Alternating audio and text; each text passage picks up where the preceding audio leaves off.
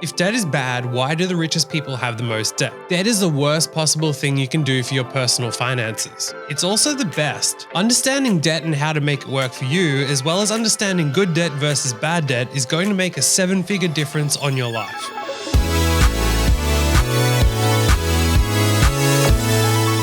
Why do the richest people have the most debt?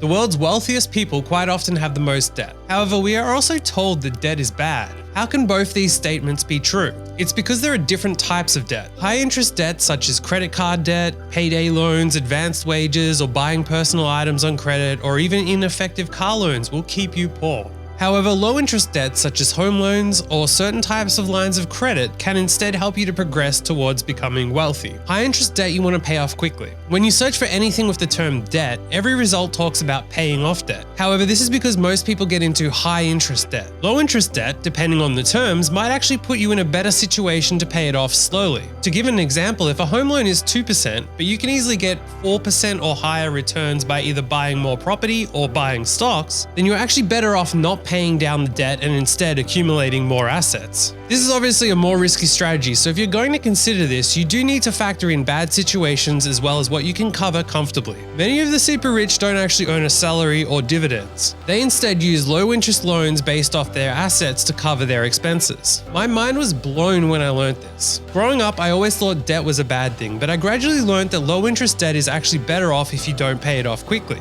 The more capital you have to put towards investments means the more that you have out there earning, especially when you're young. If you're older, you want to pay off more of your debt because you don't want to be in a position where you are worried about losing everything. At least when you're young, you can take more risks because you have more time to fix situations. You have more energy to work extra to cover unexpected extra expenses that might arise and so on. Home loans right now in many countries are at extremely low rates. This provides amazing opportunity, especially if you have a reasonable income. You can generally get better returns on investments compared to the home loan interest rates currently. You should absolutely avoid high interest loans by every means possible. So it's important not to get these confused. You also want to be careful where you invest your money rather than paying down low interest debt. If it's going to pay high interest, then you should be considering that risk. However, certain types of stocks or ETFs have pretty consistently paid out at 8%, for example. To de-risk this, you do want to be in a position where you can either sell those shares or reassign your spending to cover a shortfall.